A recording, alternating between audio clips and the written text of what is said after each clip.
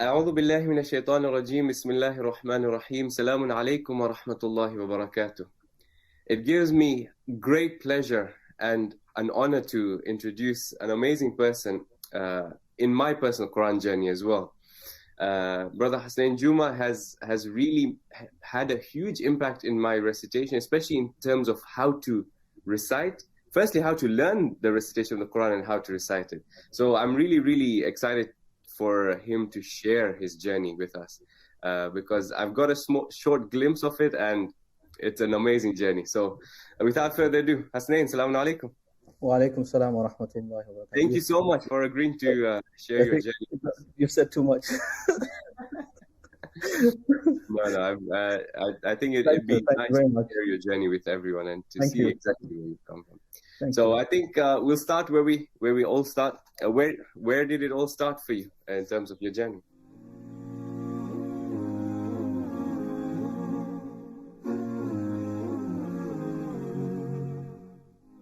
Wow. Okay. So my earliest memories would have been my parents, obviously, my father and my mother. Oddly enough, I didn't have an orthodox traditional way of being taught. Yeah. So I literally had two schools in my house. My mother had a mission to get me to recite in sequence, juz by juz. Mm-hmm.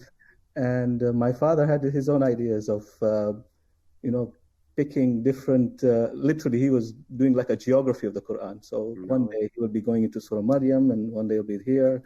So he'll be, taking me through his journey of the Quran. Oh, wow. See, my dad had a habit of, the Mir Ahmad, the Puya, so he would recite one ayah and read the commentary, right? So my journey to school would usually be a conversation of that, right? Okay. And that would spin out. By Maghrib, he would be then introducing me to the surah, right? So, and then so it was always a tug of war at home. My mother wants me to finish reading the Quran, and my dad was like, "Oh, don't worry, there's plenty of time for that." But I was never pushed. That's the other thing. Because I come from a family of reciters, right? Everybody's reciting. My dad, my mother, my uncles, my cousins. So I wasn't really pushed. It was, if you, as in the recitation part, as in learning the Quran, yes, I was. You have to learn the Quran, but as reciting, no. That came as a surprise to my own mother, for example. She didn't even know I was reciting. So, wow, interesting. So that was my parents, and then I really didn't have teachers, so to speak, at that early age. I'd say my teacher, it was the TV, because I grew up in Dubai, and usually you want to watch the cartoon. And by the way, cartoons back then, in Dubai at least, were in Arabic, right? They were dubbed in Arabic. Yeah. So that's one minus point. But to get to the cartoons, you have to get to Quran first. Yeah. At 4 p.m., the TV starts, right? No 24-hour TV. It starts, first 15 minutes is Quran, and it was always Mujawwad, right? So you had your Abdul Basids, you had your Raghib Galwesh, all of those. And then at 4:15, your cartoon starts. So you had to sit through that first 15 minutes. And it wasn't sitting through it. I still remember I used to sit on a chair with the makra, pretending to be the qari, right? Oh, nice. So that was that. And then back then it was all cassettes. We didn't have DVDs, whatever. So my mother had a drawer. She was a reciter herself. Marcias, Qasidas, So this was like I still remember 5 drawer system, with each drawer carrying about 100 cassettes. We're talking about 500 cassettes here, right? So top drawer was maybe Marcias, the second drawer Qasidas, Majlises. The bottom drawer, at the back section, there was a Quran collection that my father picked up on his journeys to Egypt. Back then when they used to go for ziyarah, so there was maybe 3 cassettes on Abdul Basid and about 3-4 cassettes on Mahmoud Tablawi. Okay. And that's all I had. Classical reciters. There was no YouTube. There was radio, there was TV, and there was that. I listened to those cassettes on and on, and so literally those were my first initial influence. Wow, what a journey! What a journey! Compress it. No, thank you so much for that. Thank you so much for that.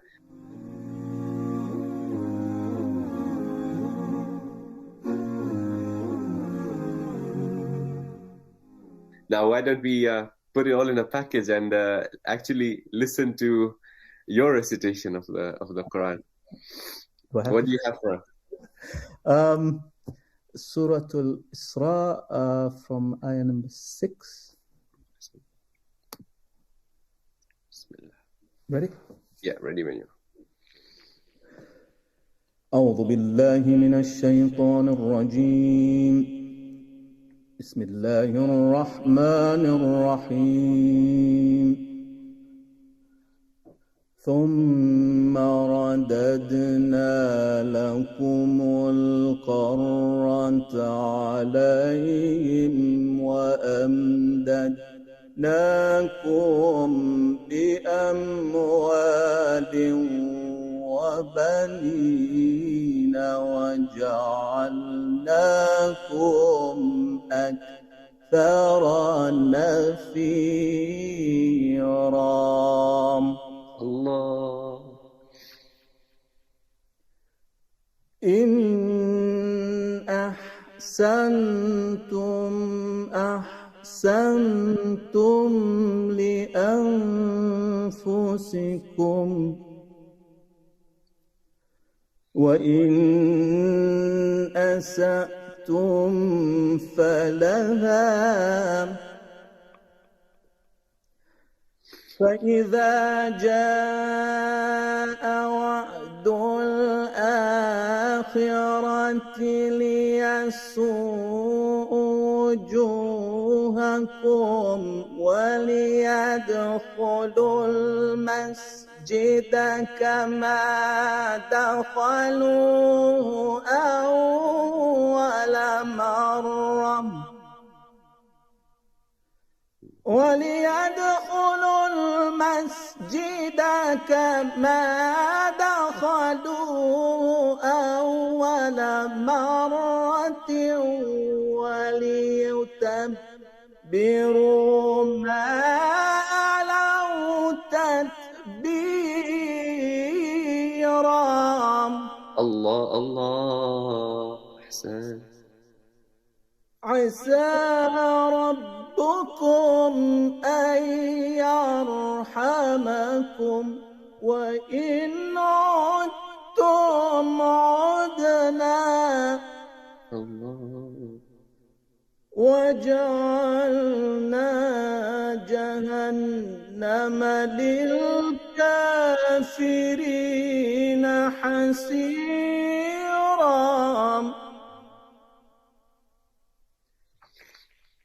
إن هذا القرآن يهدي للتي هي أقوم. إن هذا القرآن يهدي للتي هي أقوم ويبشر المؤمنين الذين يعملون الصالحات أن لهم أجرا كبيرا. Allah, Allah. أحسن. وأن الذين لا يؤمنون بالآخرة أعتدنا لهم عذابا أليما. ويدعو الإنسان بالشر دعاءه بالخير وكان الإنسان عجولا. صدق الله العلي العظيم. أحسنت. طيب الله أنفاسكم. That was so beautiful. I haven't actually heard your recitation in a long, long time. So it was so nice to hear that. And I can see why Sayyid Sadaqatali instructed all your classmates to call you Qari. Mashallah. Ahsan, thank you so much for that. That was really, really beautiful. Yeah, thank you very much. And I think we were talking about this previously as well, like the emphasis on reciting Mujawwad recitation, especially in our community, is not as much as it should be. And I think we should all take this opportunity to take inspiration from people like yourselves and Murtaza uncle, and really approach you, because I know you've been more than happy to give us lessons and teach us in such a unique way. And Murtaza uncle, every time I speak to him, he says we should do lessons. And I think we should take this opportunity to make the most. And there's two aspects to this. There's Quran is appreciation, right? Obviously, there's going to be a limited number of reciters, right? Yeah. But the audience also needs to learn what it is to appreciate it's like I mean, if you listen to crowds in Egypt, for example, and you're like, why are they going crazy? Yeah. It's because that Qari just did something that was amazing, right? And they example, if you're like, he will why is he repeating it 3 times? Because he just recited in 3 different riwayas, right? Yeah. Now here you'll be told, oh, the Qari made a mistake. It was a mistake. He was being creative. And also, I mean, we talk about the Quran doing a miracle, right? Show me one piece of poetry or script, right, that has been composed and keeps on being composed over and over and over, and it doesn't stop there. I mean, okay, you've got all the components, right? You've got the script, the Quran. You've got your rules of recitation. On top of that, you've got the science of maqamat, because it is a science. Let's be honest. It's music, and it's got a scale. But you'll get 2 experts in, for example, let's say take maqam rast, right? 2 famous rast reciters, Mutawalli and Tablawi, right? But you listen to them; they're so different, but they're using the same set of rules, same tools. They come out with something completely different, and then you get a new reciter today who come out completely differently. True. Subhanallah. Isn't that it's a miracle? Yeah, it's honest. And not only that, it's even time sensitive. So if you go back to, let's say, if you listen to Muhammad Rifat, and then 30 years later you listen to Mustafa Ismail, and then 20 years later you listen to Abdul Basid, right? Yeah. Surah Al-Shams. You look at the evolution, right? Yeah. You can pretty tell that Abdul Basit was influenced by Mustafa Ismail. Mustafa Ismail was influenced by Muhammad. But the recitations are all different. True. And then you go maybe look at someone like Muhammad Jibril, the famous Tartil reciter from Morocco. And he brings a completely different dimension to Tartil recitation, right? In fact, the Tartil recitation you have today is evolved. It did not exist 100 years ago. So, when you say Quran is timeless, it's as if the Quran is keeping up with the fashion of, I don't want to call it fashion, but it's, what I'm saying? It's sort of... Yeah, it's keeping up with the times, right? Keeping up with the times and keeping up with what's palatable to our ears. Sure. Right?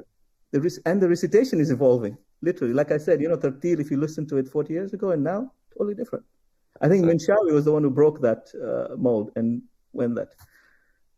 So going back to Mujawwad, it's evolved. I mean, you listen to Yasir Shirqawi, you listen to all of the newer ones, or you listen to Shakir Najad in Iran. Right? He takes it to another level. Yeah, he's able to do multiple maqams within an ayah. There's something that was a skill that was maybe has been lost and has come back, right? And multiple riwayas within the same recitation. Yeah. Khomeini Raini, who's not Arabic speaking. Crazy. Wow. Alhamdulillah. Thank you so much for sharing your journey. I mean, we can sit here all day and do it, but I know. I think the viewers will have to prepare for iftar soon. Yeah, definitely. Ahsan, Thank you very much for having me. No, Ahsan. Inshallah, we should carry on this conversation offline. Thank you. Ahsan. Will do. Thank you. Assalamu alaikum wa rahmatullahi wa barakatuh.